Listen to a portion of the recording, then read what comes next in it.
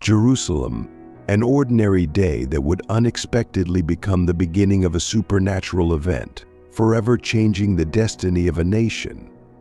The sun shone down on the dusty streets as Isaiah, the prophet of God, walked with a gaze heavy with sorrow. King Uzziah, who had ruled Judah through decades of prosperity and peace, had passed away, leaving a vast power void and an uncertain future. Isaiah, carrying deep grief and anxiety in his heart, went to the temple seeking solace and hope, unaware that he was about to witness a divine vision, a mystical encounter that would transform not only his life but the spiritual destiny of Judah. As he entered the temple, the atmosphere grew still. Isaiah knelt in silence, his prayers blending with the ancient walls saturated with holiness. But then, in a moment beyond comprehension, the invisible veil between the physical world and the divine realm was torn open. The temple's ceiling seemed to dissolve, revealing a majestic scene, the throne of the Almighty, dazzling and radiant, filling the entire temple and the vast universe with boundless light. Not only the temple, but the entire cosmos appeared flooded with his glory. Isaiah stood frozen, his body paralyzed, unable to breathe in the face of such divine majesty. Before him was the throne of the Most High, exalted, magnificent, and beyond the grasp of mortal understanding. But what left Isaiah even more astonished was the presence of strange beings surrounding the throne. These were the Seraphim, heavenly creatures ablaze with holy fire, existing as living currents of light, burning with the intensity of absolute holiness.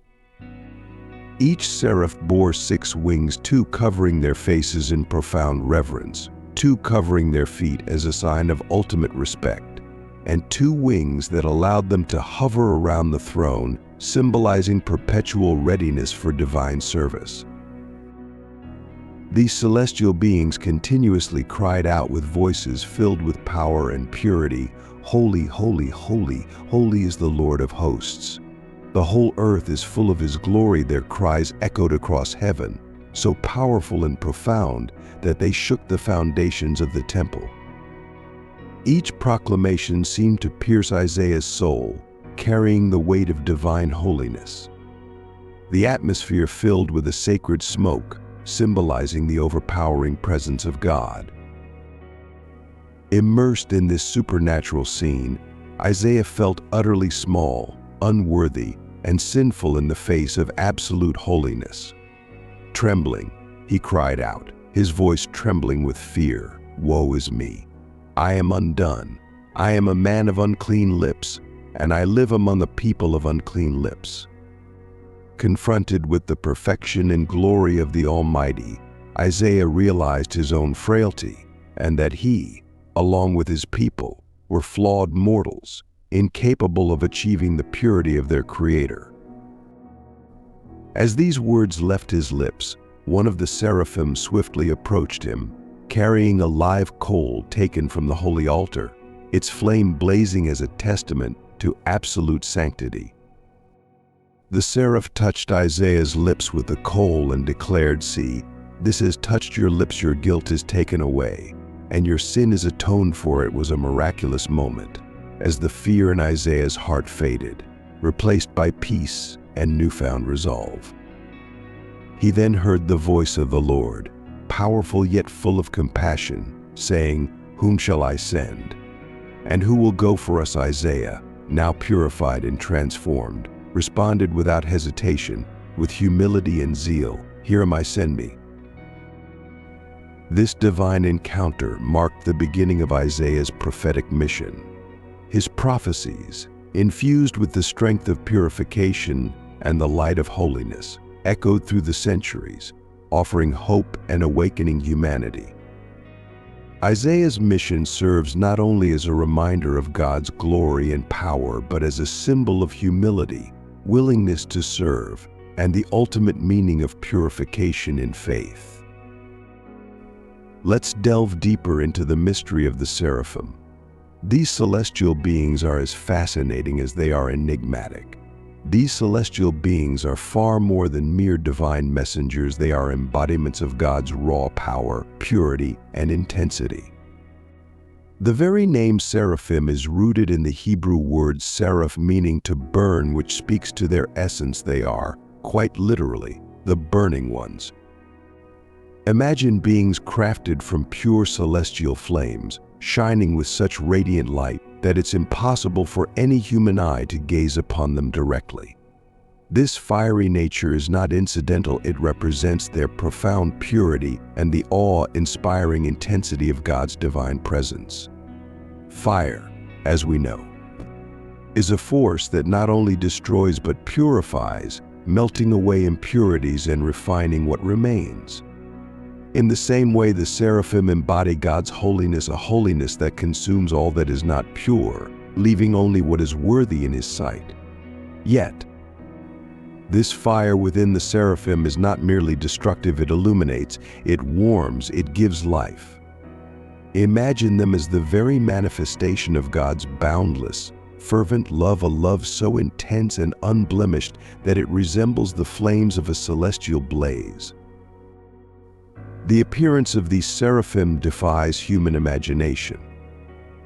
The Bible offers only a tantalizing glimpse, mentioning only their 6 wings without a full description of their form. This mysterious portrayal has left artists and visionaries across generations with only their imaginations to guide them. Some have envisioned the seraphim as angels with human-like features, encased in flames and surrounded by an aura of unearthly fire. Others have seen them as more abstract entities, appearing as beams of radiant light and fire in constant, restless motion. But one thing is clear: they are beings of incredible beauty and immense power, transcending the limits of human understanding. Their presence alone is overwhelming, to the extent that even the prophet Isaiah, a man of profound faith and reverence, was utterly astonished and shaken when he found himself in their presence. Picture for a moment what it would be like to stand before beings who have spent eternity gazing directly upon the glory of God Himself. The seraphim are a reminder that the universe is far richer, far deeper, and far more mysterious than our senses or minds can fathom. In a world where seraphim exist, the extraordinary is not only possible, it feels inevitable, and miracles seem not just conceivable but close, within reach. One of the most intriguing and awe-inspiring characteristics of the seraphim is their 6 wings, each with its own unique purpose. Together, these wings tell us something profound about their nature and give us insight into how we, as mere humans, should approach the divine. The first set of wings serves to cover their faces. At first, this might seem puzzling. Why would creatures as pure and close to God as the seraphim need to shield their faces? The answer reveals something deep about God's holiness. Even the seraphim, who dwell perpetually in the divine presence, cannot fully endure the blinding intensity of God's glory. Covering their faces is an act of profound reverence and humility, acknowledging the awesome and overwhelming power of the one they serve. It is similar to the instinct we have when faced with a blinding light, shielding our eyes because the brightness is simply too much to bear. The holiness of God is an intensity beyond comprehension, so pure and so fierce that even the seraphim must guard themselves against it. This gesture is a powerful lesson for us in how we, as humans, should approach God. If even the seraphim, beings of such purity and power, feel the need to show such respect and humility, how much more should we, as imperfect beings, approach God with a sense of profound reverence and awe?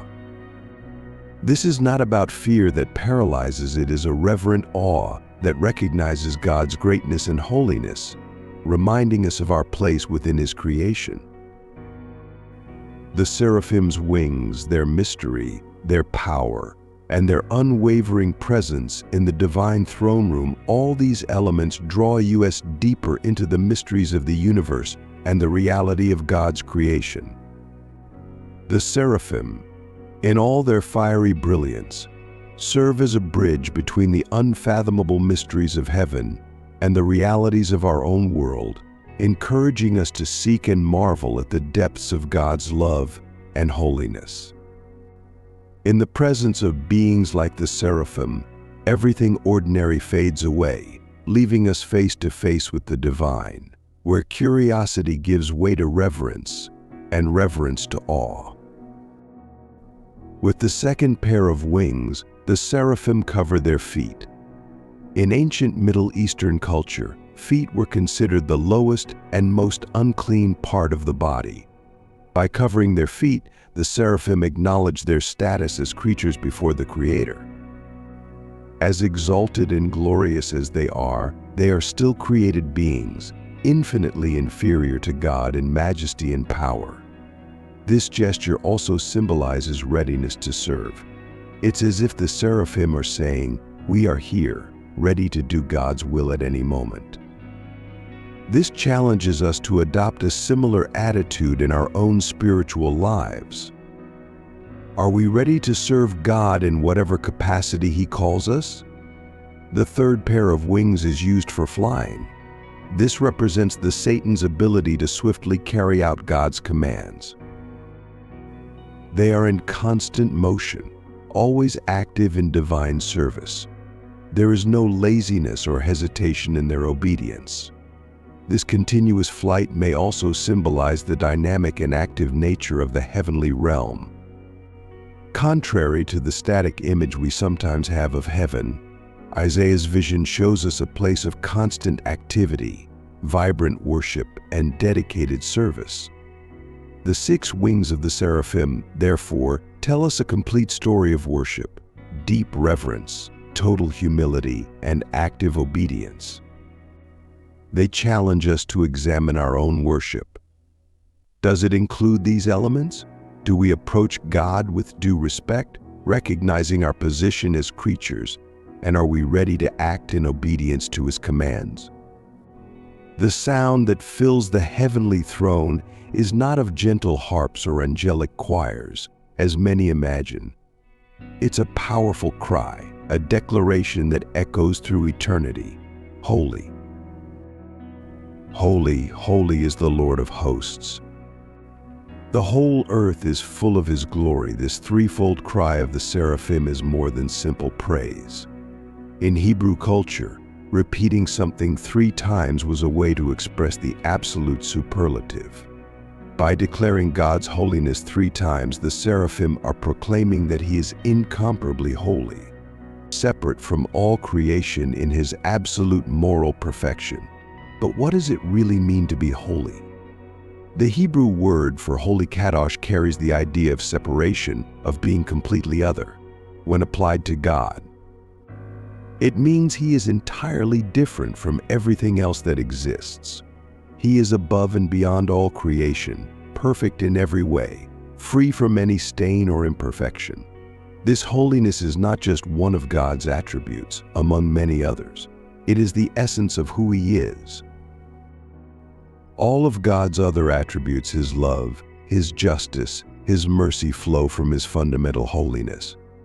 That's why the Seraphim do not cry, "Love, love, love," or "Power, power, power," but "Holy, holy, holy, holy." The Seraphim's cry reminds us that God's holiness is not an abstract truth or a dry theological concept. It is a living, pulsating reality that fills the universe. Note that they don't just say that God is holy, but that the whole earth is full of His glory. God's holiness is not confined to heaven. It permeates all of creation. This has profound implications for how we view the world around us. If the whole earth is full of God's glory, then every part of creation, from distant galaxies to the smallest subatomic particles, carries a reflection of divine holiness. This calls us to a new appreciation and respect for the entire natural world. The seraphim's incessant cry also teaches us something about the nature of true worship. These celestial beings do not tire of proclaiming God's holiness. Their worship is not a tedious obligation or an empty ritual, but a spontaneous and continuous response to the glory they behold. This challenges us to rethink our own worship. How often does it become routine or lifeless? The seraphim show us that true worship springs from a constant awareness of God's holiness and glory. It's something that should permeate every aspect of our lives, not just moments of formal worship. The seraphim's cry also serves as a constant reminder of the spiritual reality that exists beyond our physical world. Amid the distractions and concerns of daily life, it's easy to lose sight of eternal truths.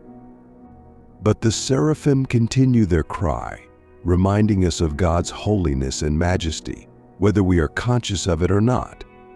The scene Isaiah witnessed was not just visual and auditory. It engaged all the senses, creating a fully immersive experience of the divine presence. The prophet noted that with each proclamation of the seraphim, the doorposts shook and the temple was filled with smoke. This shaking was not an ordinary earthquake. It was a physical manifestation of God's power and majesty. Imagine the scene. Every time the seraphim declared God's holiness, it was as if the universe itself responded, trembling in reverence and acknowledgement of the Creator. In the Bible, tremors often accompany manifestations of the divine presence. When God descended upon Mount Sinai to give the Ten Commandments, the whole mountain trembled violently. When Jesus died on the cross, the earth shook. These tremors are tangible signs of God's reality and power, reminders that His presence is not something abstract or distant, but a force that can literally shake the foundations of reality. The smoke that filled the temple is another symbol rich in meaning. In biblical tradition, smoke or cloud often represents God's presence.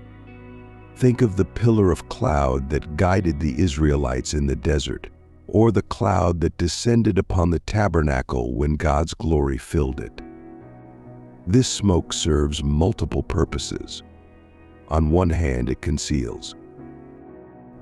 Just as the seraphim covered their faces, unable to look directly at God's glory, the smoke acts as a veil, protecting mortals from God's overwhelming holiness. This reminds us that no matter how much God reveals Himself, He always remains partly a mystery. There are aspects of His nature that are beyond our comprehension. On the other hand, the smoke also reveals. It is a visible sign of God's presence, making the invisible somewhat tangible. It's as if God's glory is so intense that it overflows into the physical realm in the form of this smoke. Isaiah's reaction upon encountering this heavenly vision is profoundly human and revealing. Faced with God's overwhelming holiness and the purity of the seraphim, the prophet doesn't feel exalted or special. On the contrary, he is gripped by an overwhelming sense of his own unworthiness. "Who is me?" he exclaims. "I am undone. I am a man of unclean lips, and I live among the people of unclean lips. For my eyes have seen the King, the Lord of hosts." This reaction teaches us much about the nature of encountering the divine. When we truly perceive who God is in all His holiness and majesty, our natural response is not pride or self-confidence, but deep humility and awareness of our own imperfection. Isaiah sees himself as a man of unclean lips. Why does he focus specifically on the lips? In Hebrew culture, the lips represented not just speech but a person's entire moral being. Isaiah is essentially saying, everything about me is impure compared to this perfect holiness I am witnessing. Note also that Isaiah doesn't see himself as exceptional in his impurity. He recognizes that he lives among a people of unclean lips. This is not just an individual confession, but a statement about the human condition in general. In the face of God's perfect holiness, all human distinctions of relative goodness or badness disappear. We all fall short of God's glory. Isaiah's exclamation, "I am undone," reveals the genuine terror that accompanies an encounter with the divine. In the Bible, whenever humans catch a direct glimpse of God's glory, the initial reaction is fear, not cowardly fear, but reverent awe that recognizes the infinite distance between creator and creature. This moment of self-recognition is crucial in the process of spiritual transformation, before we can be useful in God's service. We must first see ourselves as we truly are. The encounter with divine holiness acts as a spiritual mirror, revealing flaws and imperfections we may not have even known we had. But the story doesn't end with this confession of unworthiness. The beauty of the narrative lies in what happens next. God doesn't reject Isaiah because of his impurity. Instead, he provides a means of purification. This sequence recognition of one's unworthiness followed by God's purifying grace sets a pattern we see repeated throughout the Bible and in the experience of many believers. It's only when we acknowledge our need that we are truly open to receiving God's transforming grace. Isaiah's reaction challenges us to examine our own attitude toward God. How often do we approach him casually, forgetting his transcendent holiness? Isaiah's experience reminds us that the fear of the Lord, not paralyzing dread but deep reverence, is the beginning of wisdom. At the same time, the story encourages us not to be paralyzed by our unworthiness. God doesn't reveal himself to condemn us, but to transform us.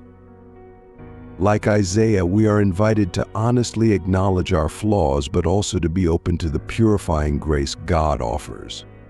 After Isaiah's anguished confession, something extraordinary happens.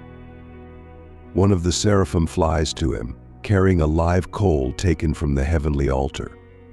With this coal, the seraph touches the prophet's lips and declares, "See, this has touched your lips.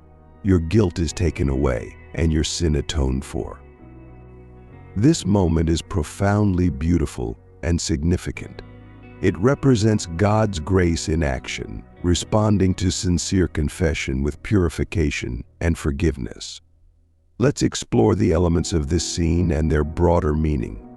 First, note that it's a seraph who performs this act of purification.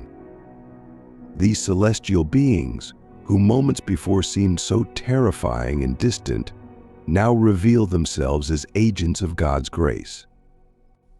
This reminds us that in God's economy, even the most exalted beings are at the service of human redemption.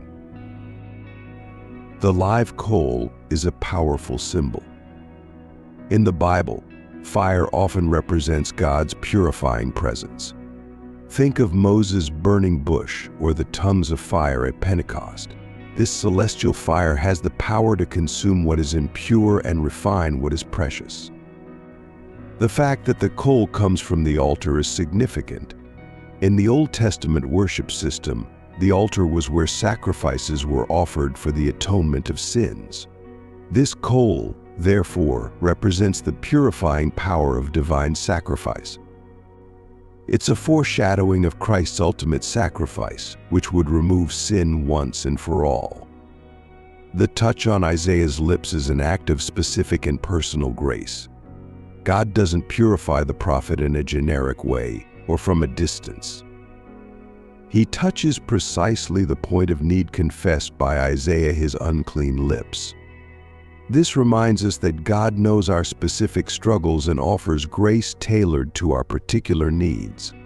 The seraph's words are a powerful declaration of forgiveness and restoration. Your guilt is taken away and your sin atoned for. Note the past tense. It's a completed act. There is no probationary period, no penance to be performed. The purification is instantaneous and total. This act of purification completely transforms Isaiah. The man who moments before cried out, "I am undone," is now ready to respond to God's call. It's a vivid illustration of the transformative power of divine grace. Isaiah's experience offers us a model for our own spiritual journey. Just like the prophet, we are invited to recognize our need, confess our unworthiness, and then receive the purifying touch of God's grace. This is not a process that happens just once, but an ongoing dynamic in the Christian life. This episode also reminds us that God's holiness, while making us aware of our imperfection, does not have the ultimate aim of condemning us. On the contrary, it invites us to profound transformation. The vision of divine holiness shows us what we need to be. Divine grace enables us to become it. Finally, Isaiah's purification teaches us about the nature of true spiritual change. It doesn't come primarily through our own efforts or determination, but through a transformative encounter with God. It's divine grace, symbolized by the coal from the altar, that has the power to purify us and empower us for service. After the dramatic scene of purification, the narrative takes a surprising turn. Isaiah hears the voice of the Lord saying, "Whom shall I send? And who will go for us?" This divine question and Isaiah's response form a crucial moment, not only in the prophet's life, but in the entire history of redemption. First, consider the nature of this divine question. God, in his omniscience, certainly already knew whom he would send. So why ask the question? This is a powerful example of how God interacts with humanity. He doesn't simply impose his will, but invites voluntary participation in his purposes. God's question also reveals something about the nature of his mission in the world. God is looking for someone to send, a messenger who will carry his words to the people. This reminds us that God chooses to work through human agents to accomplish his purposes on earth. Note the use of the plural, "who will go for us." This can be seen as a reference to the Trinity, or may reflect the language of the heavenly court, including the Seraphim and other angelic beings. In any case, it emphasizes God's greatness and majesty. Isaiah's response is immediate and enthusiastic. "Here am I. Send me." This is a remarkable transformation from the man who moments before was trembling in fear before God's holiness. Now, purified by divine grace, Isaiah is ready and eager to serve.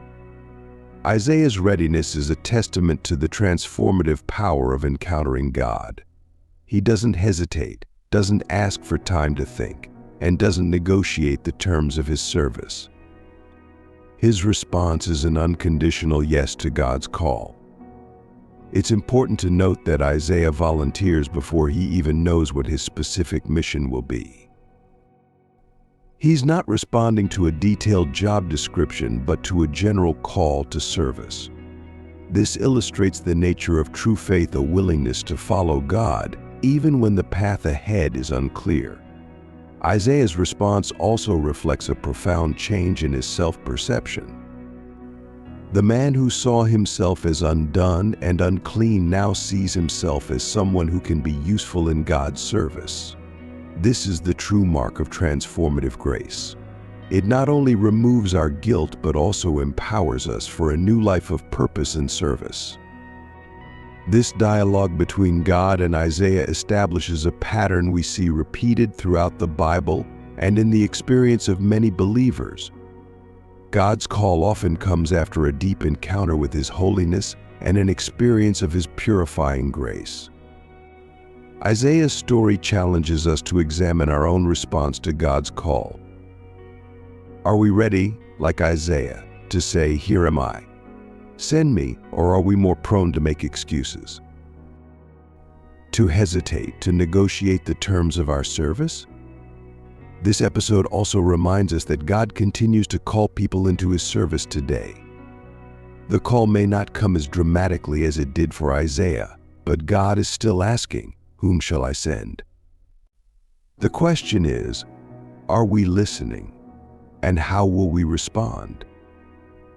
Isaiah's call teaches us about the sequence of true spiritual transformation. First comes the encounter with God's holiness, leading us to awareness of our need. Then comes the experience of purifying grace. And finally, as a result, arises the willingness to serve. This is not just Isaiah's story, but a pattern we can see in our own lives as we grow in faith. After Isaiah's enthusiastic response to the divine call, God reveals the specific nature of the prophet's mission. And here, the narrative takes a surprising and challenging turn. Isaiah's task will not be easy, nor apparently rewarding at first glance. God says to Isaiah, "Go and tell this people, keep on hearing, but do not understand, keep on seeing, but do not perceive. Make the heart of this people dull, and their ears heavy, and shut their eyes, lest they see with their eyes and hear with their ears, and understand with their heart, and return and be healed at first glance." These words seem shocking. Why would God send a prophet with a message intended to harden people's hearts, rather than lead them to repentance? To understand this, we need to look more deeply into the context and meaning of these words. First, it's important to understand that this is not so much a command for Isaiah to cause spiritual blindness, but a prophetic prediction of the effect his message will have on a people who have already hardened themselves against God. In other words, God is telling Isaiah that his preaching, rather than leading to immediate repentance, will initially result in greater resistance. This passage illustrates a profound spiritual principle. The same message that has the potential to open eyes and transform hearts can also, when rejected, lead to further hardening. It's like the sun, which melts wax but hardens clay. The difference lies not in the message but in the listener's response. Isaiah's mission also reminds us that success in God's service is not always measured in terms of visible results or immediate positive responses. Isaiah is called to be faithful in delivering the message, regardless of how it is received. This challenges our results-oriented mindset, where we often measure success by the number of conversions or the audience's positive response. Furthermore, this passage shows us that God sometimes uses methods that seem counterintuitive to us. The apparent failure of Isaiah's preaching to produce immediate repentance is actually part of God's larger plan to eventually bring his people back to himself. Sometimes people need to experience the consequences of rejecting God before they are ready to turn to him. Isaiah's response to this challenging mission is remarkable. He doesn't argue with God or ask for an easier task. Instead, he simply asks, "How long, Lord?" This reveals both Isaiah's acceptance of his difficult mission and his hope that the people's hardening will not be permanent. God's answer to Isaiah's question is equally significant. He speaks of a time of judgment, but also of hope. Even if the nation is reduced to a stump, from that remnant, new life will spring forth. This is a promise of future restoration, even amid judgment. The Seraphim, as we've seen in Isaiah's vision, occupy a unique and exalted place in the celestial order. But how do they fit into the larger picture of the angelic hierarchy? This is a question that has intrigued theologians, mystics, and artists over the centuries. In Judeo-Christian tradition, angels are generally organized into a hierarchical structure. One of the most influential classifications was proposed by Pseudo-Dionysius the Areopagite, a Christian theologian of the 5th or 6th century. In his work, The Celestial Hierarchy, he divides celestial beings into 3 orders, each containing 3 angelic choirs. At the top of this hierarchy are the Seraphim, followed by the cherubim and thrones. These form the first and highest order of celestial beings. According to this view, the seraphim are closest to God, constantly absorbing and reflecting His divine love and light.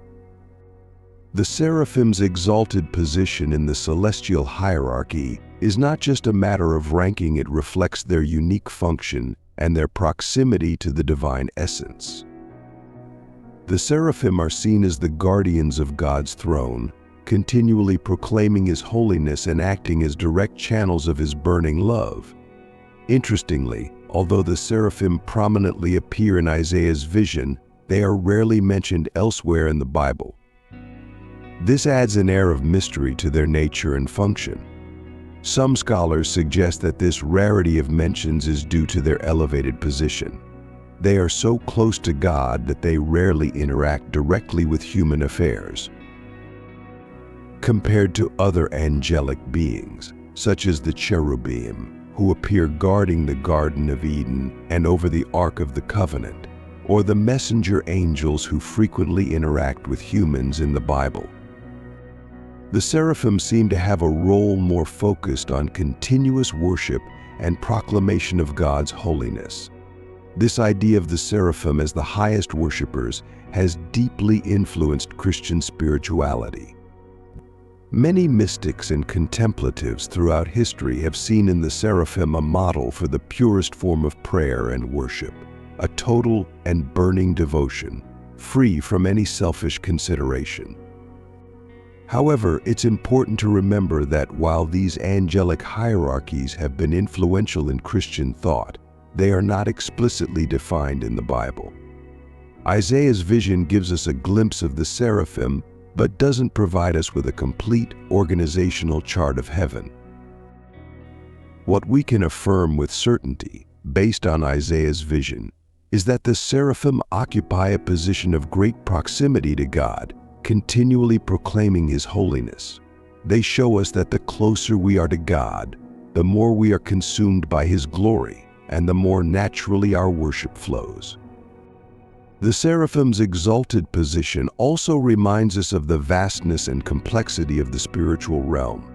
There is much more to God's creation than what we see with our physical eyes.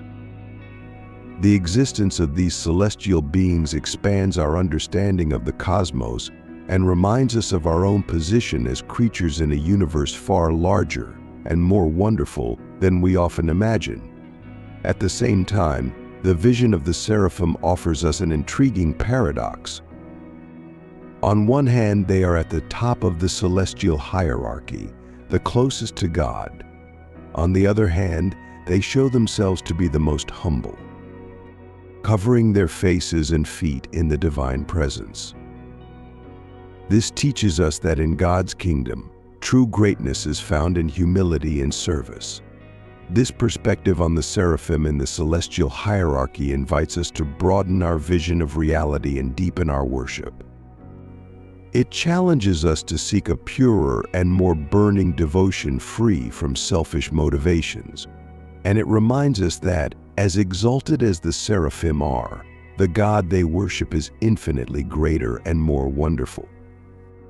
The impactful vision of the seraphim described by Isaiah did not remain confined to the pages of the Bible. Throughout the centuries, these celestial creatures have captured the imagination of artists, writers, and thinkers, leaving an indelible mark on art and culture. In visual art, the seraphim have been depicted in various ways, reflecting different interpretations and cultural traditions. In early Christian representations, they were often shown as winged human figures, often in shades of red to symbolize their burning aspect. Over time, the representations became more elaborate. Medieval and Renaissance artists often depicted the seraphim with 6 wings, faithfully following Isaiah's description. These wings were often arranged intricately, covering the creature's body and leaving only the face visible. A famous example is Giotto's fresco in the Basilica of St. Francis in Assisi, Italy. In this work, The seraphim are depicted as red figures with 6 wings flying around God's throne. The intensity of their colors and the complexity of their forms capture something of the majesty and mystery of these celestial beings. In literature, the seraphim have appeared in works ranging from theological treatises to modern fiction. Dante Alighieri, in his masterpiece The Divine Comedy, places the seraphim in the innermost circle of paradise, closest to God. He describes them as circles of fire, continuously revolving around the point of light that represents the divine presence. Poets like John Milton were also inspired by the seraphim. In Paradise Lost, Milton portrays these creatures as part of the celestial army, describing them with vivid language that echoes Isaiah's vision. In music, the seraphim have inspired composers throughout the centuries. The hymn Holy, Holy, Holy, based on the seraphim's cry in Isaiah 6, is one of the most well-known and beloved hymns in the Christian tradition. Classical music composers like Johann Sebastian Bach also incorporated references to the seraphim in their sacred works. In modern popular culture, the seraphim continue to exert fascination. They appear in novels, films, and even video games, often portrayed as beings of great power and beauty. While these representations are not always faithful to the biblical description, they attest to the enduring power of seraphim's image to capture the imagination. It's interesting to note how representations of the seraphim in art and culture often reflect the concerns and values of their times. For example, during periods of great religious fervor, the seraphim were often depicted with an almost frightening intensity, emphasizing God's holiness and power. In more recent times, representations tend to focus more on the beauty and ethereal aspect of these creatures. The seraphim's continuous presence in art and culture serves as a reminder of spiritual reality in an increasingly secular world. They invite us to look beyond the material and mundane, to contemplate the transcendent and the divine. At the same time, the diversity of representations of the seraphim reminds us of the limitations of our understanding. No image or description can fully capture the reality of these celestial beings. Each representation is, at best, an approximation, a human effort to give form to the ineffable. The various artistic and cultural interpretations of the seraphim also invite us to deeper reflection on the meaning of these creatures. What do they tell us about our understanding of God? How do they shape our view of the spiritual world? What lessons can we learn from their incessant worship and their closeness to the divine? The enduring presence of the seraphim in art and culture is a testament to the power of Isaiah's vision. Millennia after the prophet recorded his experience, these celestial creatures continue to fascinate, inspire, and challenge us to look beyond the ordinary to the extraordinary, beyond the earthly to the heavenly. The vision of the seraphim in Isaiah 6 offers us profound insights into the nature of true worship. By observing these celestial beings, we can learn valuable lessons about how to approach God and how to express our devotion to Him. First, we notice that the seraphim's worship is continuous. They do not cease to cry out, "Holy, holy, holy." This suggests that true worship is not something we do only at designated times or when we feel particularly spiritual.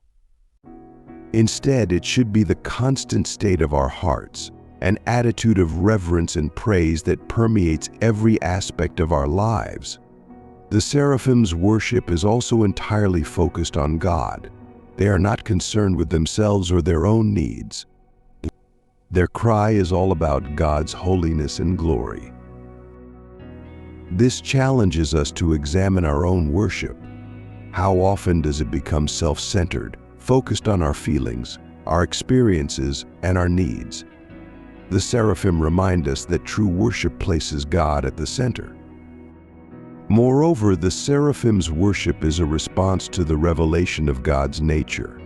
They are not worshiping based on hearsay or second-hand information. They are before the throne, seeing God's glory directly, and their worship flows naturally from that experience. This reminds us of the importance of seeking to know God more deeply. The more we know Him, the more natural and genuine our worship will be. The posture of the seraphim is also instructive. With 2 wings, they cover their faces, demonstrating reverence and humility. This teaches us that true worship always involves a sense of reverent awe. No matter how close we are to God, we must never lose sight of His majesty and holiness. At the same time, the seraphim are active in their service, flying with 2 of their wings. This shows us that true worship is not passive. It moves us to action, to service, to active obedience to God's will. The content of the seraphim's worship is significant. They proclaim God's holiness and declare that the whole earth is full of His glory. This reminds us that genuine worship always involves both the exaltation of who God is, His holiness, and the recognition of what He does, His glory manifested in creation. It's interesting to note that the seraphim respond to one another in their worship. This suggests a communal aspect of worship. While we can and should worship individually, there is something powerful about joining others in proclaiming God's greatness. The seraphim's worship also has a tangible effect. The doorposts shake and the temple is filled with smoke. This reminds us that true worship is not just a mental or emotional activity. It has the power to transform the reality around us. The seraphim's worship gives us a glimpse of what our eternal occupation will be. In heaven, we will join these celestial beings in perpetual praise to God. Far from being a monotonous activity, it will be the supreme fulfillment of our purpose as creatures made in God's image. The vision of the seraphim challenges us to elevate our worship. It invites us to a purer, more focused, more continuous devotion. It calls us to go beyond empty forms or fleeting emotions to worship that springs from a genuine encounter with God's holiness and glory. In a world full of distractions and competing demands for our attention, the seraphim reminds us of what truly matters. They show us that our primary vocation, both now and in eternity, is to worship the holy God who created and redeemed us. The vision of the seraphim not only teaches us about these celestial creatures, but also reveals much about the nature of the God they incessantly worship. Through their appearance, actions, and words, the seraphim offer us profound insights into who God is and how He relates to His creation. First, the very existence of the seraphim speaks of God's greatness and majesty. These beings of fire and light, so powerful and glorious that their mere presence causes doorposts to shake, are but servants before the divine throne. If the servants are so impressive, how much more glorious must be the King they serve? The fiery nature of the seraphim also tells us something about God. In the Bible, fire often symbolizes God's holiness and purifying presence. The seraphim, as beings of fire, reflect this divine holiness. They remind us that God is a consuming fire, Hebrews 12:29, that His holiness is so intense that it consumes all that is impure. The seraphim's threefold cry, "Holy, holy, holy, holy, holy," is a powerful declaration about God's nature. The triple repetition in Hebrew language indicates the absolute superlative. God is not just holy, He is incomparably holy, separate from all creation in His absolute moral perfection. This emphasis on God's holiness is a necessary corrective to views of God that make Him too familiar or casual. The vision of the seraphim presented in Isaiah's account offers profound insights not only about divine holiness but also about values that are deeply relevant in our modern lives. To connect more closely with today's viewers, we can consider the symbolism of the seraphim as it relates to contemporary spiritual and ethical values, such as purity, reverence, and the burning flame of faith within each of us. By bridging these timeless elements with modern reflections, we bring the celestial image of the seraphim into our present reality, inviting viewers to see themselves in light of these divine ideals. First, the seraphim as a symbol of purity carries great significance for our current world, where maintaining purity, whether in thought, intention, or action, is a formidable challenge. The seraphim, beings made of fire, represent a divine purging flame, purifying everything it touches, much like how gold is refined to remove impurities. In today's context, this purity can inspire us to live with integrity, distancing ourselves from negativity and keeping our core values intact.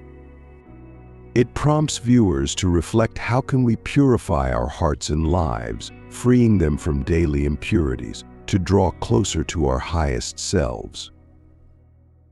Second, the reverence that the seraphim demonstrate by covering their faces and feet offers a reminder of humility before the sacred.